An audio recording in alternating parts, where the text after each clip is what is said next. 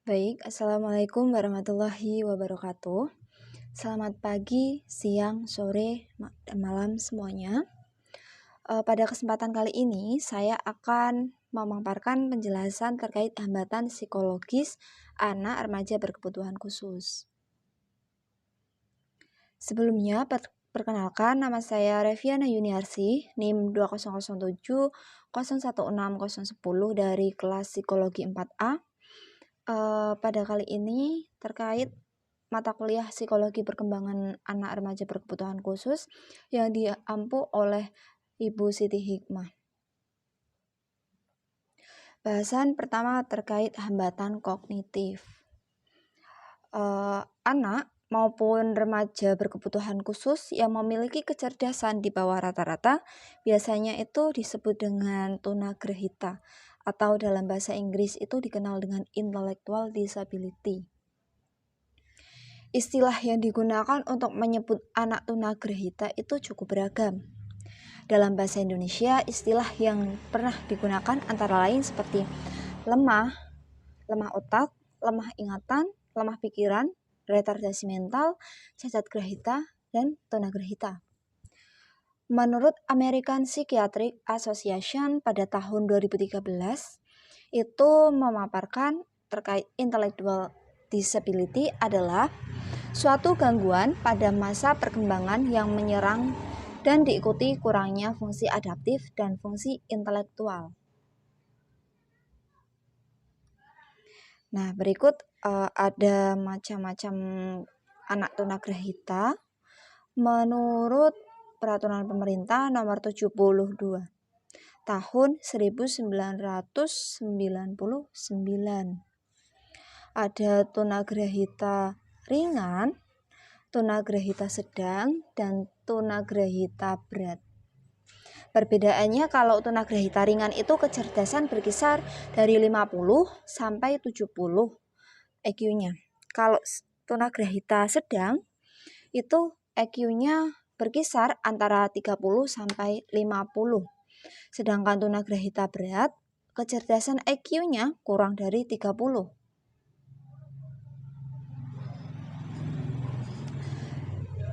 Nah, Mumpuniarti tahun 2007 juga mengklasifikasikan terkait anak tunagrahita berdasarkan tipe-tipe klinis atau fisik. Yang pertama ada Down syndrome atau biasa disebut dengan mongolisme.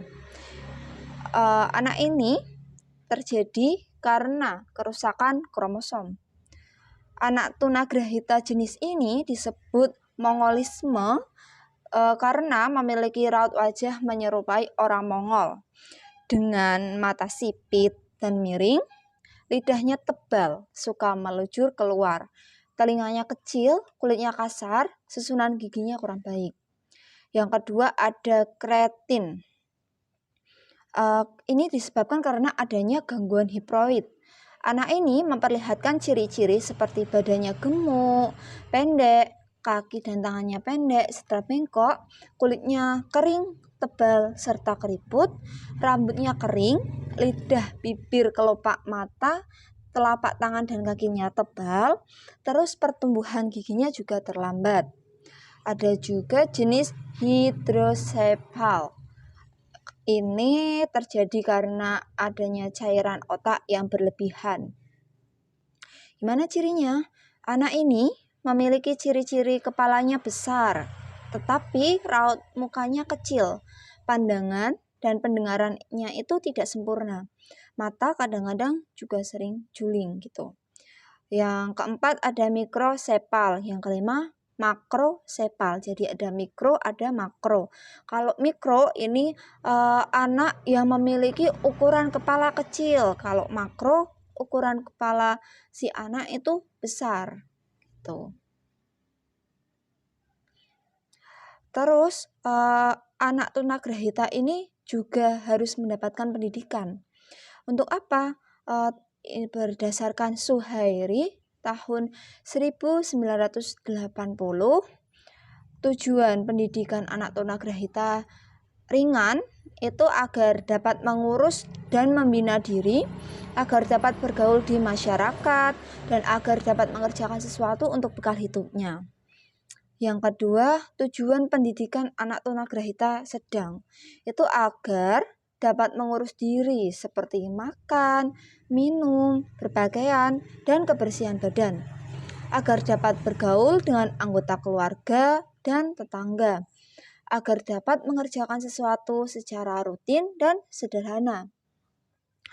Kalau tujuan pendidikan anak tunagrahita yang berat itu agar dapat mengurus diri secara sederhana, memberi tanda-tanda atau kata-kata apabila menginginkan sesuatu seperti ingin makan atau ingin minum.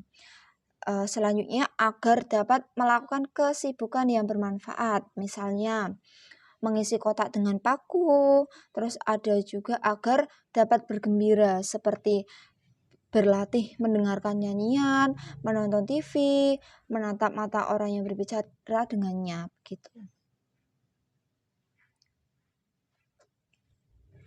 Nah, kalau sekarang ini bahasanya terkait dengan hambatan konsentrasi atensi.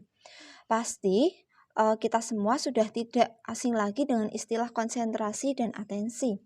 Konsentrasi ini memiliki makna kemampuan seseorang dalam memusatkan pemikiran untuk memilih informasi yang dibutuhkan dengan informasi yang tidak dibutuhkan. Sedangkan atensi adalah pemusatan perhatian sedangkan atensi adalah pemusatan pikiran pada suatu objek dengan jernih. Itu definisi menurut Sousa dan kawan-kawan. Terus, anak dengan gangguan pemusatan perhatian ini biasa disebut dengan istilah ADHD atau Attention Deficit Hyperactivity Disorder. Attention artinya perhatian, defisit artinya berkurang, hyperactivity artinya hiperaktif, dan disorder artinya gangguan. Terus istilah ADHD ini menurut apa tahun 2000 dalam Mas and Wolf 2005. ADHD merupakan kelainan yang menyebabkan gangguan pada lingkungan kehidupan individu, dikarenakan ketidakmampuan untuk memusatkan perhatian, orangnya hiperaktif dan impulsif. Gitu.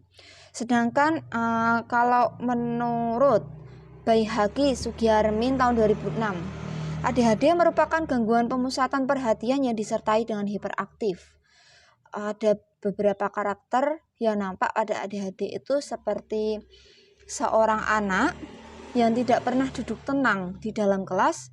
Dia selalu bergerak, misalnya mengetuk-ngetukkan jari di meja, menggoyang-goyangkan kaki, terus sepanjang hari anak itu terlalu merasa lelah, merasa tertekan apabila melakukan fungsi perhatian yang menyebabkan terjadinya adanya daydreaming episodes atau bengung.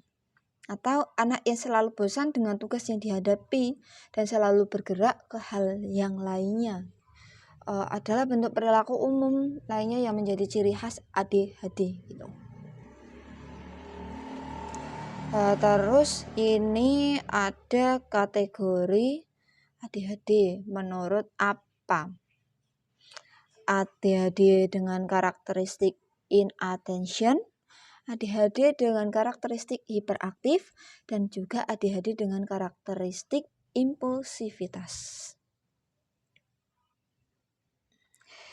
Kategori inattention menurut Widata pada tahun 2008. Konsentrasinya mudah pecah.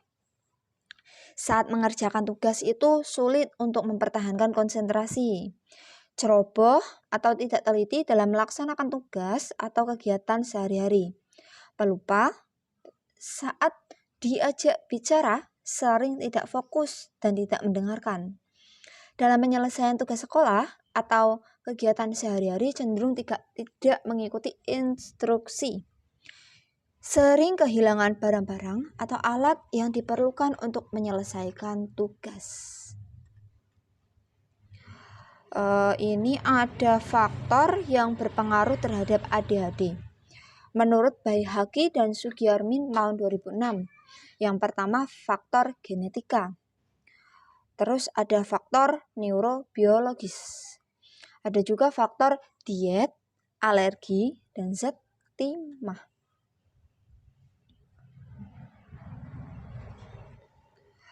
Selanjutnya untuk meningkatkan konsentrasi anak ADHD dengan dilakukan play terapi. Sigmund Freud itu menggunakan permainan sebagai suatu cara untuk mempelajari anak dan mainan untuk menarik anak agar mau mengikuti proses terapi. Play terapi atau terapi bermain adalah salah satu alat membangun komunikasi bagi anak-anak yang bermasalah untuk dapat mengungkapkan permasalahan yang sedang mereka hadapi dengan cara yang menyenangkan, santai, dan terbuka. Itu menurut Scarver dan Wright pada tahun 1986.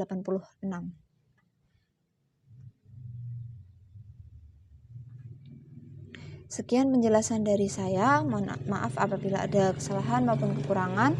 Selanjutnya, jika ada yang ingin ditanyakan, saya persilakan. Terima kasih. Wassalamualaikum warahmatullahi wabarakatuh.